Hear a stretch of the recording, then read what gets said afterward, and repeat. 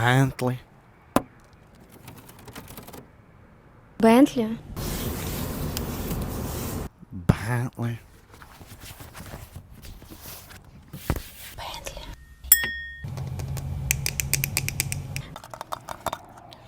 I don't even know why she did this one. I never understood ASMR, but I really never got that one.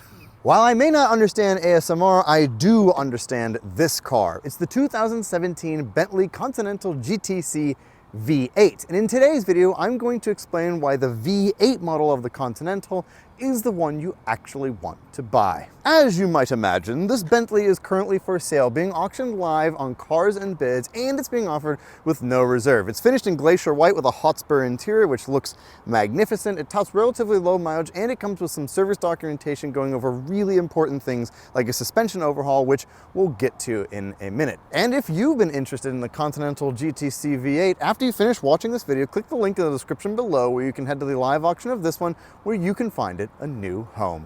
Gentlemen, a short view back to the past, a little history lesson on the Continental. The Continental nameplate means a lot in the Bentley vernacular, as it dates back to the 1920s and 1930s when Bentley would assign that name to models that had been given uprated engines that were designed to be faster and sportier than normal Bentleys. And they were also designed to cross continents, hence the name Continental. The name was used until the 1960s when it would be retired, but it was revived again in the 1980s and 1990s for the square body Continentals. But when you hear the name Bentley Continental, you probably picture the first gen or the second gen like this one. Introduced in 2002 for the 2003 model year, the new Continental was a complete departure from Bentleys of the past. These cars were not designed to be coach built. They were designed to go into mass production, a completely different approach to Bentleys up until that point. But this new car would live up to the Continental name. Originally, the Continental GT was only available with 6-liter twin turbocharged W12 power, and it had a top speed right around 200 miles an hour. Plenty of performance. However, in 2012, a year after the second generation Continental GT came out, Bentley would introduce a new engine. They would introduce twin turbocharged V8 power in addition to the twin turbocharged W12 power. And speaking of the engine, here it is, the Audi-derived 4-liter twin turbocharged V8. But just because this car doesn't have the same 12-cylinder setup as other Bentleys does not mean it doesn't have power. This engine produces 500 horsepower and 487 pound-feet of torque, most of which is available at 1700 RPM, meaning that this thing is surprisingly fast out of a dig. And that brings me to one of my big arguments about why this Bentley is one of the models you actually want to buy. While it doesn't have quite the power of the W12, because it's smaller, it means that this engine is actually quite a bit lighter, 137 pounds lighter than the W12 equivalent. And that's really significant because that means although this car is heavy, it shifts the weight balance pretty considerably more toward the rear, meaning this car is actually better balanced and thus more fun to drive. The second major point there is reliability, a big concern with any Bentley badge vehicle, and rightfully so. However, this drivetrain and the platform in its entirety is shared with Audi, the RS7 specifically. So this engine is already known for being pretty reliable. It also means that there's a lot of support for it and part support, which is very important. The W12 is known for having some issues, especially with coolant lines and vacuum lines, some of which require the engine to be removed from the car in order to rectify. Not so with this particular engine, and so it adds a lot of peace of mind having the V8 under the hood as opposed to the W12. Another reason why I think these cars are so appealing is depreciation. In 2017, this car's base price was $218,400. And 9 years later, these cars are not exactly what you would call inexpensive, but compared to their original sales prices, they are very appealing. And there's nothing about this car that looks or feels like it's anything less than an expensive car. However, you might say, this car must still cost as much to maintain as a $218,000 car, and you're not entirely wrong about that. While the driveline is known for being pretty robust, there are things in this car, of course, that are quite expensive. And looking over this particular owner's ownership history, which is all we have on this car, he spent $10,258.53 over 4,422 miles. That's an average cost of $2.32 per mile. Now, he did a major suspension overhaul on this car, which included replacing a lot of stuff, particularly at the front end, just due to wear. And this was done out of an abundance of caution so he could enjoy this car for many miles to come and not have to think about it. Unfortunately, he's run out of room in his garage, as a lot of people do in California,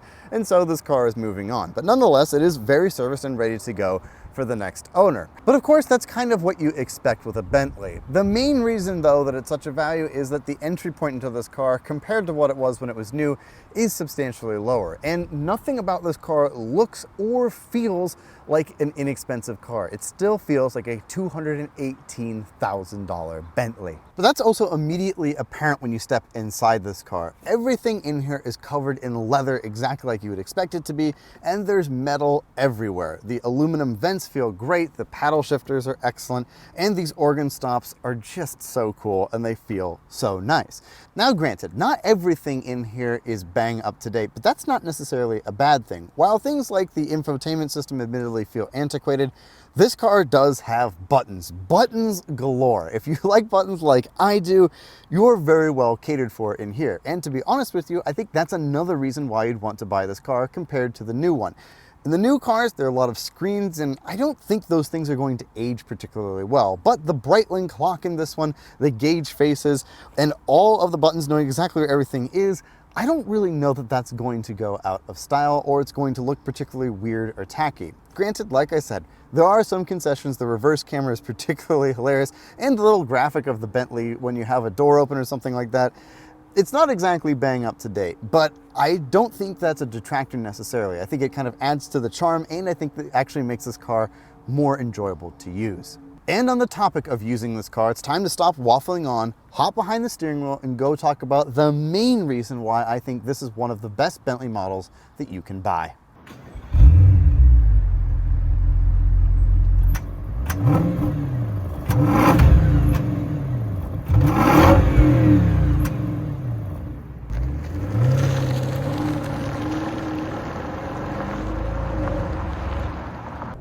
All right, driving the Continental GTC V8. Now, I've actually mounted the camera somewhere slightly differently. I put it on the passenger window, and that's for a really specific reason. And that's what first thing I want to talk about with this car.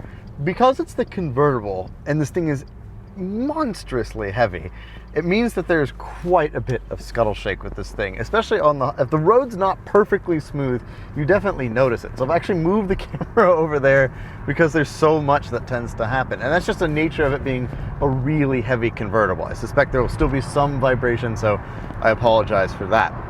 But stepping aside from that, what are the things you notice immediately? With this car, the big thing is that everything is nice. It makes you feel really special. Like I was talking about the organ stops, the quality of the materials on the inside, it feels like a really expensive car still. And I think that's one of the great appeals of it. I will say that's not the case with every used Bentley. Nick's Arnage was particularly gross. Like getting in that car made me feel like I needed a cold shower after it. And it's not just because it belonged to Nick. Love you, buddy. But this car, it feels so much more modern and polished compared to the Arnage. And granted, it's a huge chasm of time that lie between the two cars in terms of their production. But as we start to go through the corners, one of the things the owner of this car told me is he said, "You'll be surprised at this car's balance." And I have to say, like, hucking it in, it is surprising. A car of this size has no business being able to dance. And it feels like this car really wants to. I'm surprised as I'm starting to get into some of the corners with this car, it doesn't feel like a boat, like what you would expect from a Bentley. It actually feels like it drives very nicely. And I think that's one of the great appeals of the V8. Because of its balance change, because it's so much lighter in the front, it shifts more of that weight distribution to being 50-50 and balanced. And as a result, like, I mean, I'm surprised. It's pretty decent, honestly, and that's in comfort mode. If we put it into sport, which I will do now, there we are, comfort, sport. All right, we're in the full sport mode now. It still feels soft, but I feel more of the road. I feel more of the bumps now than I did before. Let's see, sport mode in a corner. That's actually pretty impressive. I can feel the front axle start to let go a little bit, but Wow, that's not an insignificant speed.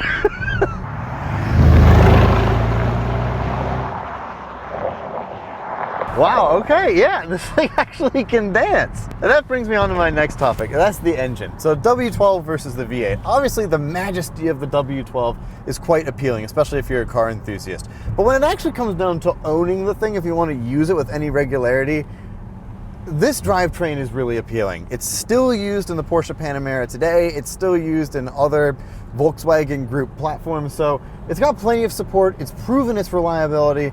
And to have a reliable engine in a car like this is really important. It actually reminds me a lot of why I like modern Aston Martin so much. You get the AMG powertrain in the car, you take away kind of some of the problems that may have crept up with Aston Martins of the past, and that adds a lot of appeal. And with this car, having that reliability does make a big difference. It's still a really expensive car, and ultimately anybody who's buying one of these, yes, you are saving a good deal of money up front, but you just have to remember that it's a Bentley. The consumables on this car are going to be more expensive.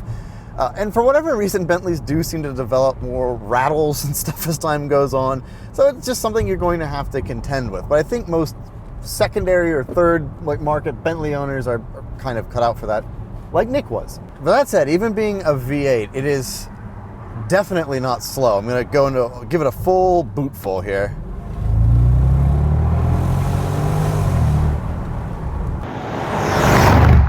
I mean, yeah, it's pretty fast. It's impressive.